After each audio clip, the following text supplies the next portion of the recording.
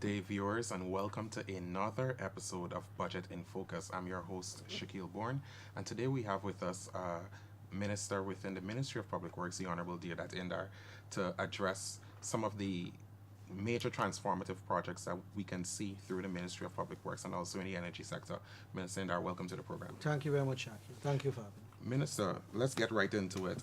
The administration has a lot of top priorities with respect to infrastructure development, and we're seeing that in this budget with the allocations to develop various parts of the country, the entire country, as a matter of fact.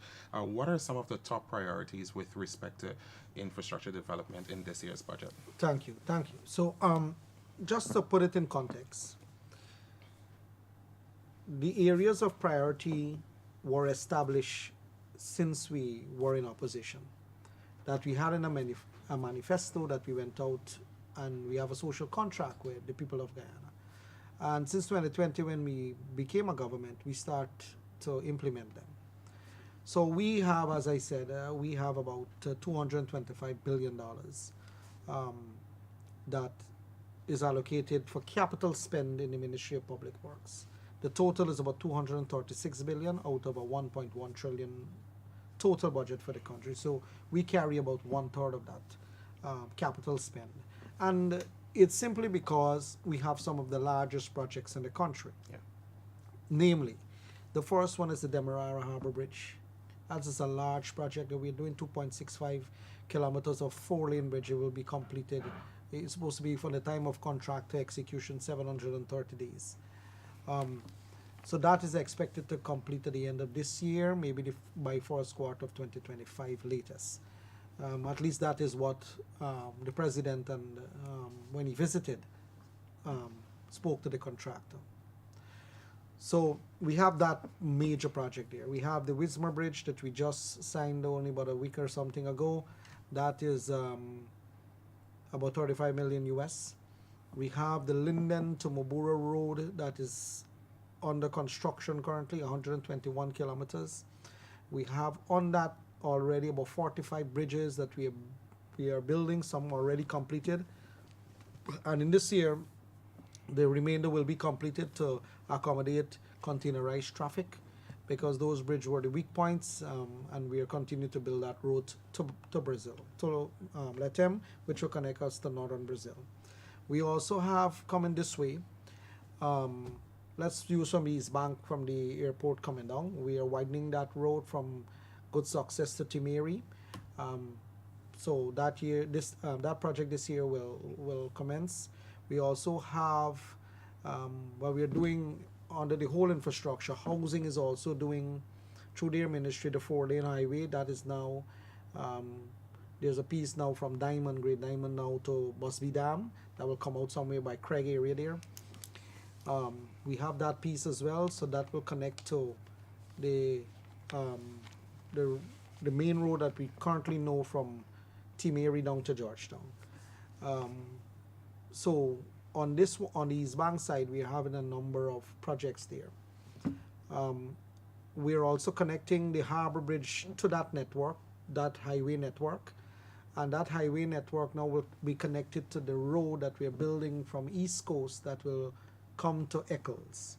So we are connecting that road from East Coast to Eccles with a roundabout, so that it can connect to the concrete highway that is going to Diamond, Busby Dam, and it will also connect to the Harbor Bridge to take you to Region 3. And Region 3 persons, when they come over, they will go off the bridge into a runoff, into a, we call an intersection, something designed like a diamond intersection, so that it will take you to Georgetown, or you can go on the East Bank, or you can go on the East Coast. So those are some of the big ones that we're doing there. Further, we also have the project that we're widening from Sheriff Street to Orange Nassau. Yeah. And that is a widening project that we're doing. The project is under construction. Various parts are being done right now on that alignment. Further up in Berbice, from New Amsterdam straight up to Crabwood Creek, we have about 99 structures on that alignment. It's about 86 kilometers, but we have the structures already awarded, the movement of the utilities and so on. That is going to be widened. That was the announcement made by the president that we're widening that to 4 lanes.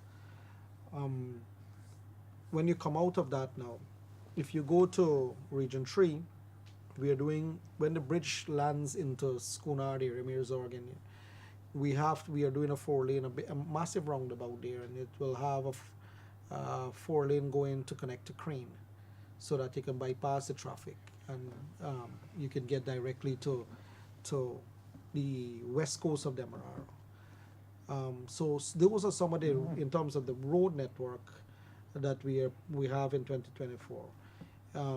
On the bridges side, with the new Demerara Harbour Bridge, the Wismar Bridge, and the Borbies Bridge, the one between Quarantine that we're doing to bridge Guyana and Suriname, Suriname. that is in its advanced stage. We're hoping to finalize that between the governments of Guyana and Suriname, so that can start construction. So we'll link that aspect of it too. So a person can drive from Suriname and you can reach Guyana. You could go straight to northern Brazil, or you can start in northern Brazil, come straight through and go to Suriname, and then hook up to the other neighboring countries. So it's this massive network of road and connections that we're building. The Kurapakari Bridge, which is that bridge that is on the Linden to Letem high, well, we will call it a highway soon when we finish building it. That's the only one. It's about 600 meters of bridge that you need to put there to bridge that river, because now there's no bridge there. That one is the only one that we have not yet addressed. We have already begun the process of addressing that. Once that is in place, it'll be a game changer for the entire thing, because you normally the traveling public have to wait there for movement over that piece of the river, which is, as I said, is 600 meters in width. So those are some of the big areas that we're looking at in terms of the transformative projects. Now, Minister, you spoke about traffic flow and connectivity. All of these projects, they're all connected in some way or the other, many ways. What are the expected benefits of these projects when we look at expansion of highways, creating new highways in areas we wouldn't have had highways before, in which there was only a 2-lane road, and you have multiple stops along those roads, and it's congested along those routes? What are the expected benefits of these But projects? Shaquille, there are multiple benefits, but every Guyanese that move on the East Bank, or in Georgetown, or in Region 3 coming over, or going up the airport or coming down, they experience it. This is not something new to Guyanese. Guyanese people experience the traffic jam. There are hours they have to wake up earlier to go to work, and they spend long hours in traffic to go home to the loved ones. Timing, the collective, or we call it the sum effects of the timing of everybody in traffic. If you calculate that, the economic loss to the country and personal loss to people, because timing on traffic is wasted time. You could be home with the kids, helping them with homework, doing something productive. You don't have to wake up early in the morning to go, because the traffic is so cumbersome at various points in the country. So one is reduced travel time. That's the first one. And then you have, on the commerce side, when trucks are in that traffic too, they can't sell to. They can't make their targets at the end of the month. Companies, they suffer from that too. And that's another viewpoint that we need to understand too. Not just about a single person moving too. There's the business aspect of it, where trucks can't make deliveries on time and so on. They can't have enough selling hours per day because they've spent most times in traffic. So apart from them, the traveling public, in reduction in the time to get from point A to B to C and D, the infrastructure that we're building are strategic in nature. So coming from these banks, you'll have 12 lanes coming into Georgetown and 12 lanes coming out of Georgetown. Yeah. That will reduce it. In Region 3, I live in Region 3. When you come around the Vidanoop Junction, the minute you hit Vidanoop side, now the place is buzzing. There's traffic everywhere, straight up to the Harbour Bridge. When you're coming out of work in the afternoon and you end up in traffic all the way. So what we decide to do is to create a bypass road at Schoonard, a 4-lane, to hook you to Crane. And a lot of this is in virgin land. And it's in virgin land. So it's opening up new land. So what happened when the 4-lane was built from Sheriff Street to Eccles, and then Eccles to Diamond, and so. A lot of, if you go on that 4-lane highway now, you'll find that a lot of people are using it now. So that now becomes the front land. When in the back in the days it was swamp, now it's front lands. It's very expensive to get land if they have. Yeah. So similar when you open up lands in new areas, you create more economic activity. You create people now have access to stranded assets, right? They have access to stranded assets that now can be commercialized and monetized. Similar for the Harbor Bridge.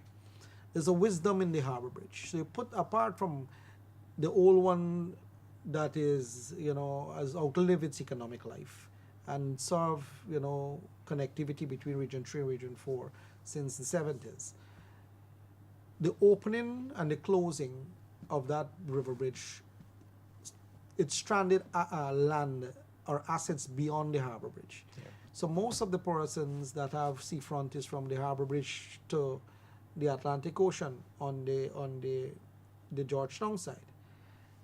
It was difficult for development to happen on Region 3 side and beyond the Harbor Bridge, simply because, one, we call the bathymetric survey, the depth of the water on Region 3 side was sloping and was shallow, so large vessels couldn't go there. But we have plans to dredge the river. And beyond the Harbor Bridge now, a lot of development of the waterfront is happening. People are now commercializing their land. Because when the bridge is finished, between the mean level of the water, the mean level, and the base of the bridge, it will be about 50 meters high.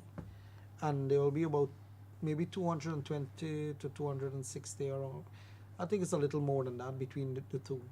I think it's actually 280 meters between the one side of the high span to the other side. That will allow for traffic to go both ways, up and down, without any opening, because it's fixed span. And larger vessels. Larger vessels can go and come without any encumbrances. That means that scheduling for operation offshore, scheduling for commercial vessel, they don't have to wait on the opening. They don't have to wait on tide as they have to do right now and so on. They move as they please, which will open up stranded assets beyond the Harbor Bridge. And so that is a strategic thinking. And the value of those lands now are, is high. Yeah. Simply because a bridge will be built there that will allow traffic to move, seamlessly without any kind of waiting on the tide or a schedule to go next 3 days or things like that. That happens now. I know land cost in Region 3 is going up. A lot of persons I know who are seeking land. Because Region 3 now is now a economic hub. Correct. Right? And a lot of major projects are happening in Region 3, the gas to energy project. We'll talk about energy just now. Yeah. But Minister, people know you a lot for energy and public works, but more specifically, this word on the street, you're the roads guy.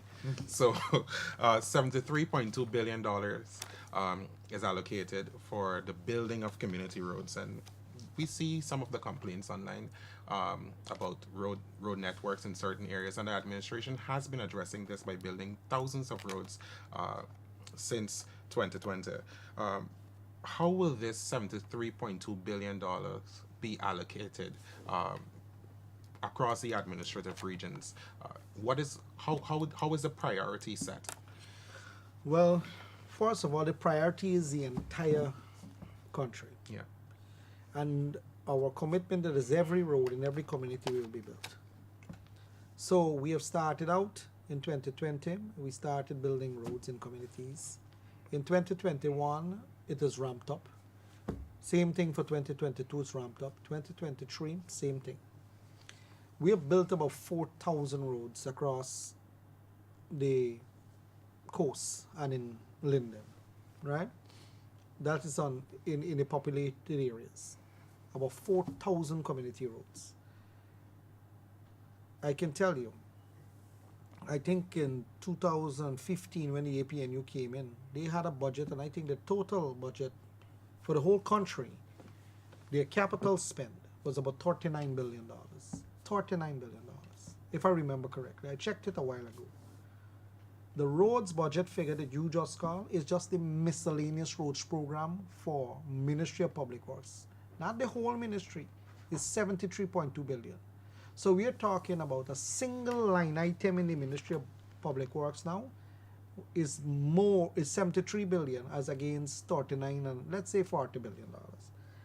And an additional 33 billion dollars for a single item. Just think about the scale of what we are doing. Yeah. That is why every community you're seeing they're being fixed. Roads in every community, because thousands upon thousands of complaints you get when we came into government. When we went on the ground and we looked, every community dilapidated infrastructure, whether it's the culverts failing, the roads are failing, there's no drainage, all the bridge were mostly wooden bridges. We're removing that into concrete bridges. So we are building out these communities from the top of Charity straight down to Crabwood Creek. Roads are built. In Berbice, we build over about 1,100 roads. Region 3, about 1,000 roads. East Coast, over 400 roads. Recently, as of last year, we put about 300 roads on the East Coast. On the East Bank, we continue to build 100 roads. Only about 3 months ago, we signed those. Yeah. Right? In Linden, we are building a lot of roads. In Region 5, we have a lot of roads that are being done. So those are the miscellaneous roads. That are the community areas. All of the housing schemes them across the country, we are building their roads.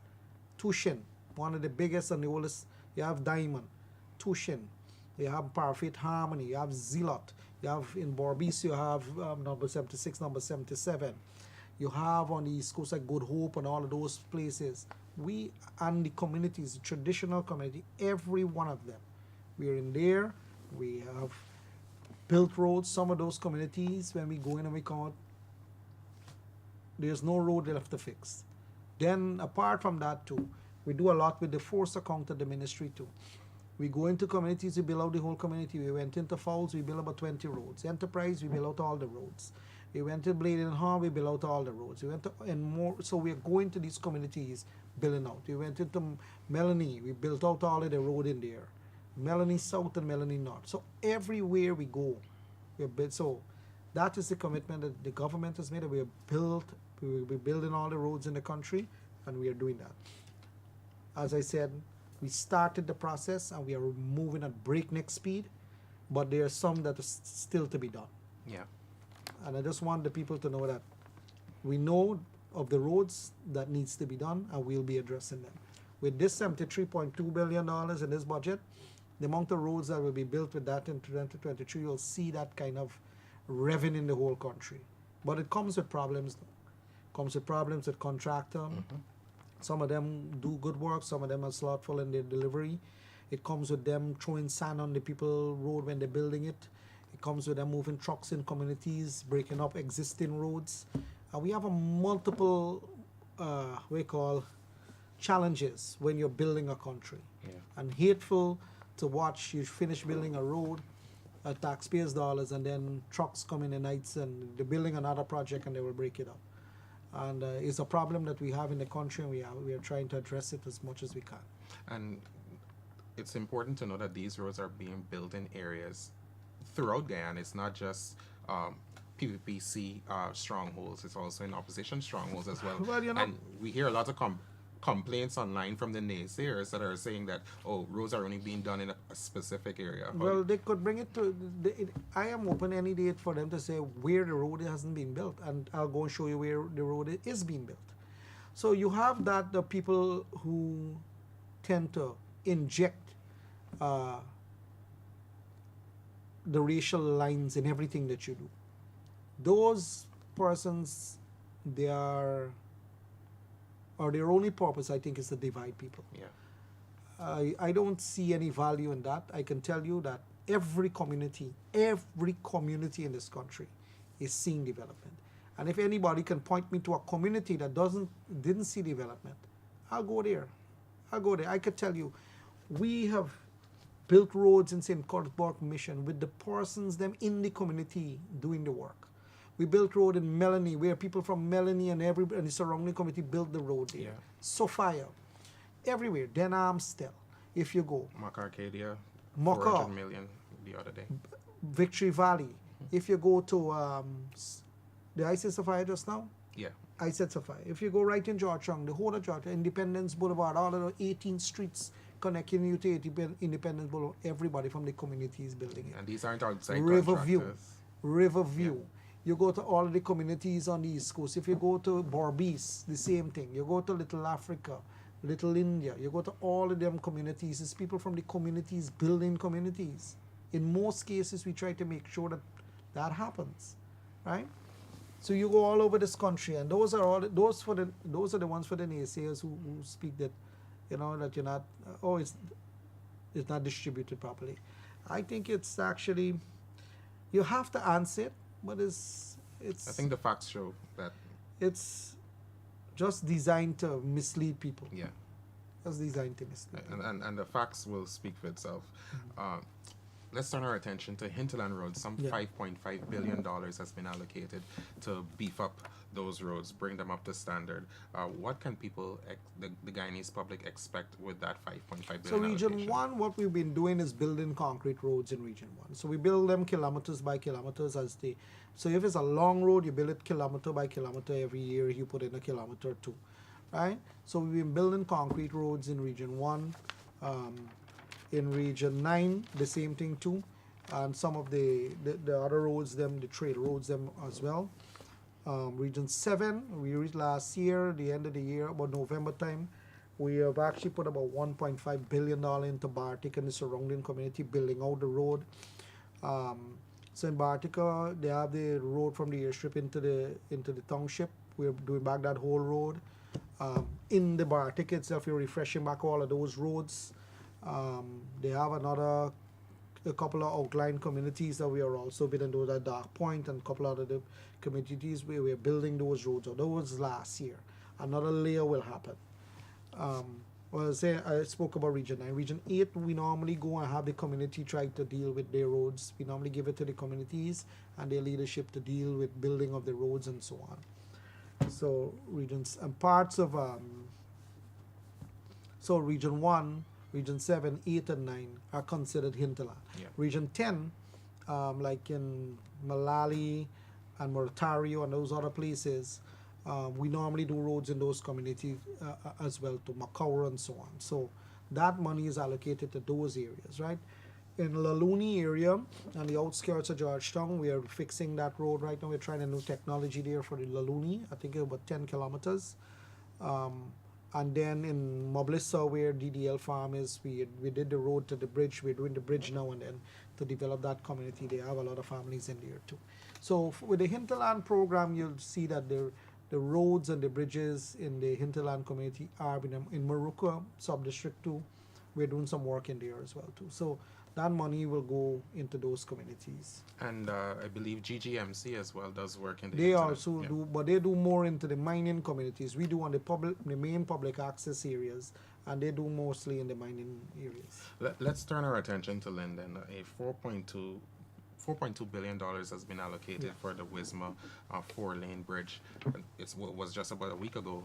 We went to Region 10 for that contract signing. How does this investment compare to that we would have seen under the previous administration within the mining township? Well, since Noah was a boy, they've been promising all kind of things there. But they did a recent study when they were in government, right? At the Ministry of Public Works, and at that time under their ministers, their government, by a company called, an Italian company that did the work. And they designed a 220-meter long bridge, 2 lanes, for 30 million US. That was what the bill of quantity on the study had. So let me repeat that. 2 lanes, 220 meters at 30 million US. Our government negotiated the same length of bridge, 220 meters, for $35 million, but 4 lanes. So you're getting 2 extra lanes for a differential of 5 million US. And there's a difference between the two governments.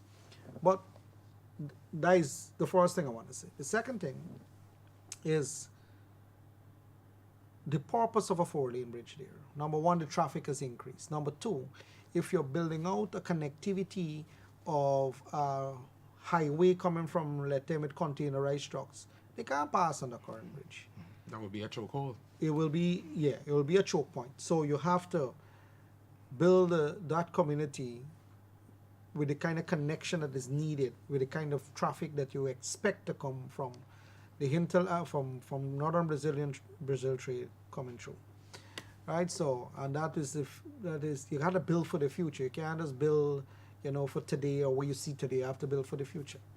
And what other infrastructure projects can citizens expect to see being rolled out in Linden this Well, year? definitely we do a lot of the bridges and the community roads. We do a lot of that in Linden, right? We spent a lot of money in a township. We have rehabilitated a number of those roads from concrete and asphaltic as well too, right? A number of roads in that community. When you go, you visibly see it. When I went with President Ali when he did his outreach, I think it was 6 in the morning, and we went back in there and we fixed a whole host of community roads. Okay. And there are more to get done, and you will see more work happening again this year. And of course, the people from those communities will be involved in those projects. That is how we do it here. Let's turn our attention to the airstrips. The airstrips are a vital organ for persons within the hinterland to move goods and services between the hinterland and of course the coastline. Some $2.3 billion is allocated. What can citizens expect with that allocation? So moving goods into the interior now, the local airlines them will be packed now. The scheduling is very tight for them because people are moving up and down all the time. So we started last year to do with the Ikeriku, Carisparu, and so those two and two others we rehabilitated. But this year we're looking to do Kaikan, Kaitior, Mbaimedai, and another one. 4 of them as well. But the Ikeriku and Carisparu is not completed as yet. Because of where these airstrips are, it's difficult for the contractors them to get material to build the road. Yeah. Not making excuses for them. Yeah. They took the contract knowing very well the risk. But so those 2 have not finished as yet. But we are adding 4 more to it to make sure that 2 finish as well as the 4 that we're now having on the table. Yeah, Minister, let's turn our attention to the energy sector. I know you share that sector with the Prime Minister. So the Prime Minister have the overall responsibility for the sector. I assist in managing the sector on a day-to-day. Some 97.5 billion has been allocated for under the energy expansion and diversification portfolio. Let's talk a bit about that. So it's 95.7 billion. Billion, correct. Of which 1.3 billion is allocated for the completion of the Kumu and Mokomoko Falls. Hydro. So we started that project in Region 9 in Kumu and in Mokomoko, and is expected to finish by 2025. So the project is ongoing, right? It was signed last year, so the construction is happening. It's ongoing. So you have to now move it. You have to move the needle towards completion. So that project is ongoing, and that will deliver. I think it's about 2.2 megawatts somewhere around there for that community, and the expansion of Region 9 because it also have the evacuation of the power built into that as well too. I like that you noted that the project is ongoing because some persons might see this project pop up again in the 2024 budget and was wondering, well, What happened? What happened Yeah. Last year? Yeah. But it's an ongoing project, so money Yeah. have to be Every year allocated you every have year. a sum that is to be expected based on the works that you expect to get done. And the gas energy project, about $8 billion. So the gas to energy project is a project that have many moving parts, and it's a large project, one of the biggest in our country. So that project is designed to deliver 300 megawatts of additional power, base load power. Right now, we have about 180 megawatts of operating assets. We have just bought 28.9 megawatts of new generating capacity that is at Columbia substation being set up now. Some of the engines are already online, and the others are coming in. They're hooking them up and bringing them and putting the fuel tank and the heating tank and the electricals and the exhaust and the whole host of things that they have to put. All 17 engines are on their deck and they're being connected as we speak. And they will hook to the substation to bring 28.9 megawatts in addition to the 180 that we have. So that'll take us about 208.9 megawatts. Our peak demand last year was about 84 megawatts, somewhere in that vicinity. So we had to do some load shedding for a 2 months period that really, had some people in the country, very angry with the situation. Yeah. But we managed to deal with that and curb that issue in the month of December. And we have stopped the time billing as well between the peak. We have ceased that as well because we now have the power to generate.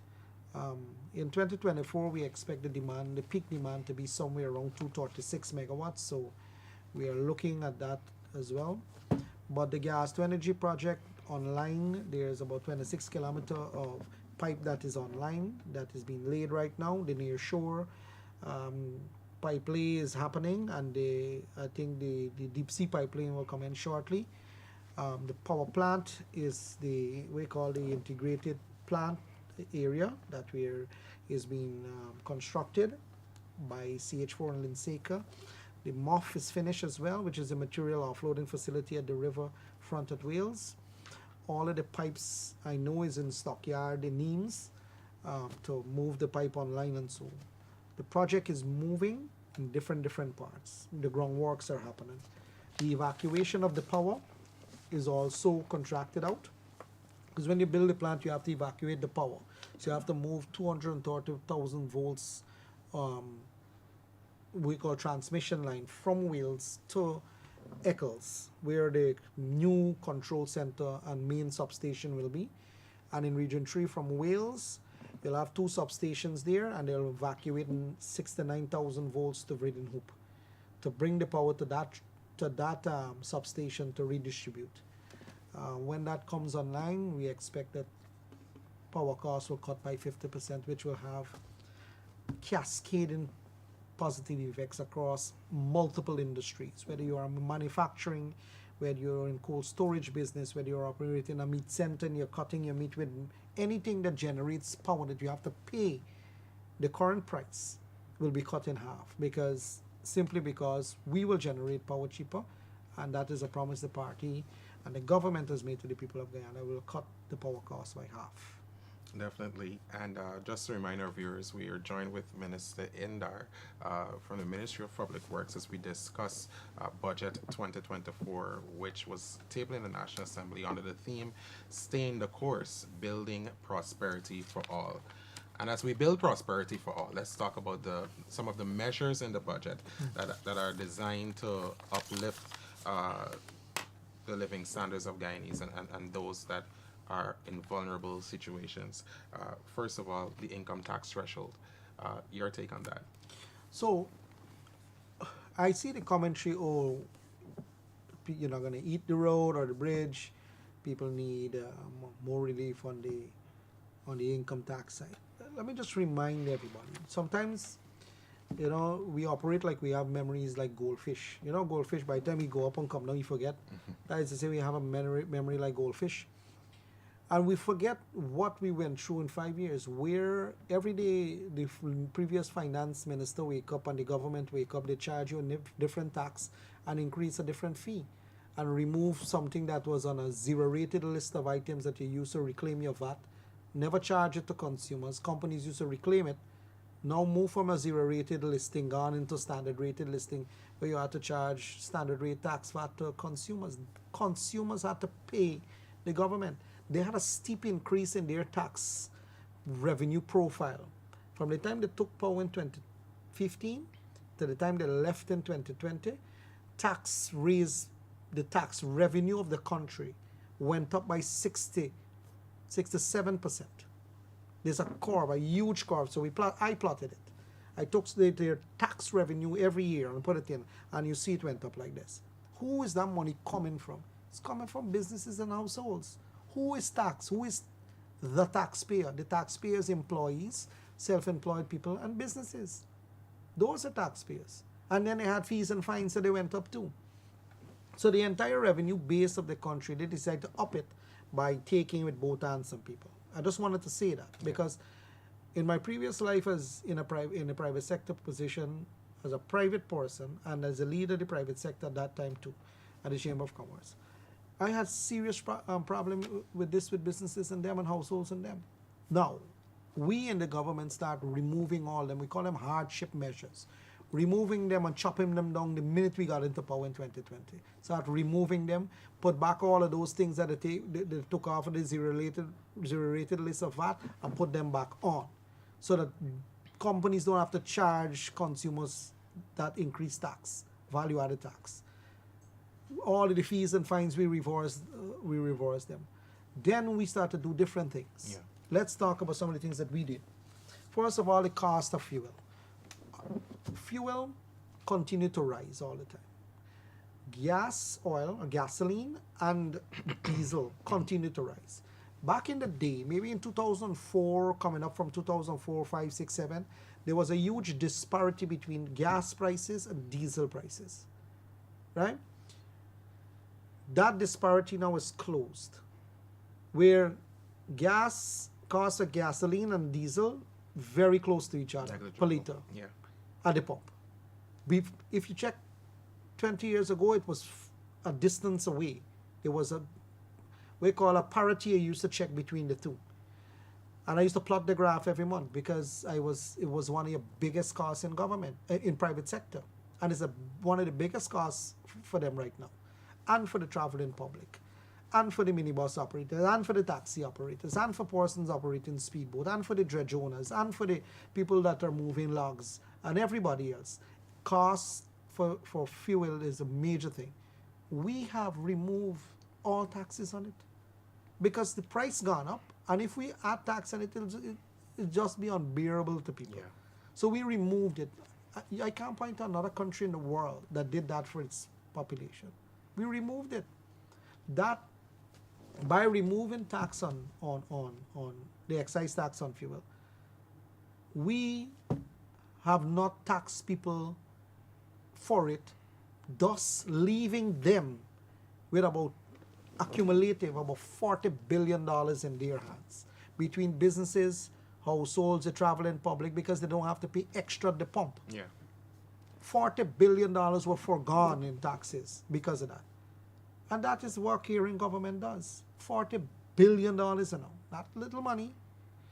The other one is freight. Back in the day, before COVID, you used to pay around $3,300 to $3,500 US to bring a container from Asia, China and so on. That's went out of whack, where you were paying close to 21,000 US for the same container. Now a container, you have 20 foot and 40 foot. They have a maximum weight limit that it can have of cargo inside. Yeah. You can't put more into the container above its max weight, right? So it's the same weight that you're bringing, volume you're bringing, and you're paying 3 times, 4 times, 5 times, 6 times, up to 7 times the price you were paying for the very container. That drives up the cost of goods. Drives up the landed cost of goods, that's carrying up the cost of tradable goods in the shop or consumable goods in the shop or the supermarket. And we import a lot of stuff. So that means that most things would have gone up. You know what we did? We took the price prior, because you remember when you bring in a container, it's taxed on the cost, insurance, and freight, which is a CIF value. Taxes are prepared based on CIF value. So the cost of the good, the insurance and the freight part, we have removed that inflated amount because of what the shipping industry was doing to importers across the globe. We have returned it to the pre-COVID figure around 3,000, 3,500. So that the figure that you're taxed on to pay tax for your import is now reduced. You pay less tax. That means your landed cost is reduced. That means that it shelters the consumers from the impact of that high increase in prices. Although the importer would have to pay the freight company the full amount, the thing that we control is how much tax you pay, and we have reduced that. That's a very good initiative we did. On jobs, we put 15,000 persons on part-time job. 15,000 of them. That's about $10 billion. Most of them are single mothers and so, right? On the cost of living, we put in this year budget $7 billion to deal with issues around cost of living. And that is done with interaction of different vulnerable groups in the country, right? It's not done willy-nilly. And then what we did to the vulnerable groups as well. We tried to make sure that the old age pension went up. In 2020, it was 20,500. Right now, it's 36,000. It's about a 75% increase since we got into government. Old age pension went up. Public assistance. Public assistance, you have about 45,000 people on that. So we move it from 9,000 when we were in government to now $19,000. That's another $1.2 billion going in the hand of those 45,000 people. Cash grant. Cash grant is something that you have to sit back. It was zero when we come in office. Now it's $45,000 per child. That is $9.2 billion in the hands of parents and the children. Now, they didn't see that it was wise to continue giving that. But yet you hear all of them in the opposition, oh, what you doing for poor people? What you doing for poor people? Them 205,000 children, who were those people? Those people need the money. Yeah. I can tell you, I just normally go out when we share in cash grant. Everybody accepts this money because it's a help to parents. And that is a significant thing that we are putting back into the hands of people. In terms of the pension and so on, we try to make sure that the amounts are increased, right? Like the minimum pension, about 27,000 people in that bracket. Survivors pension, we move it from 17,000 now to 21,537. That's another $600 million in their hands. But most importantly, we increase the rate for the minimum pay, non-taxable pay to 100 grand. Right? When we came in office, it was 65,000. Now it's 100 grand. You have about 13,000 people in that bracket, that tax bracket. So all of these things, the cumulative effects of these things, about $70 billion is in the hands of the different various groups of people. So it's not just, oh, you're building roads, bridges, schools, which all these things are needed. You need them. Yeah. So if you're changing a country, you have to make sure that you deal with all of these different things, but you also deal with the people and their well-being, the health care, the education of their children. All of those things are dealt with. How do we eat? Do we import tamarind ball? Do we import lettuce and shallot? No, we grow them right here, right? We grow them, so you have to incentivize farmers. You have to help farmers with their yields. You have to give them the drainage and the irrigation network. You have to provide feeding and so the feed planting materials and everything for them, feed for the livestock. So you have to help them because all of these things, fertilizer cost is the biggest cost of farmers. And then the drainage and irrigation to help them with the yield. All of those things are in this budget to help the poor and the vulnerable people. And the budget measures, it's not in isolation because outside of the budget measures, as you said, the investments in agriculture, the investments in the healthcare sector, all of that affects cost of living in the country. So, correct. So that is much needed. Minister, what are your final words to the Guyanese public as we head into the debates next week? We will hear from both government and opposition side, and then of course we'll scrutinize the budget much more through when we go through the estimates. What do you say Guyanese should take away from this? I think this, if you're going from point A to point B at a particular speed, as we are going right now, we grew last year from a 33%. Yeah. The final figure, the economy expected to grow by 33% at the end of 2023. If you're growing at that speed, you're building at that speed, what we're saying, stay the course because you're doing the right thing. You're building the roads, you're building the bridges, you're building the hospitals, you're building the schools, you're building draining irrigation network, you're making sure you train your people, you're doing everything for them. You're doing what you're elected to do, what you promise people to do. So we are staying the course. That's the first thing. And we are doing it at a particular speeded faster than anybody else in the world, because our economy is growing faster than anybody else in the world. So when we say stay the course, we know that we're on the right track. We are just making sure that we stay on that track, press forward, because we are delivering to people. We are delivering to them, and we say that we will do 1, 2, 3, 4, 5, 6, 7, 8, 9, 10 things, and we are checking that and making sure that we're doing everything that we promise people we're doing. On the ground, you pick up more as you go on the ground, and we are addressing those as well, in addition to what we promise. Yeah.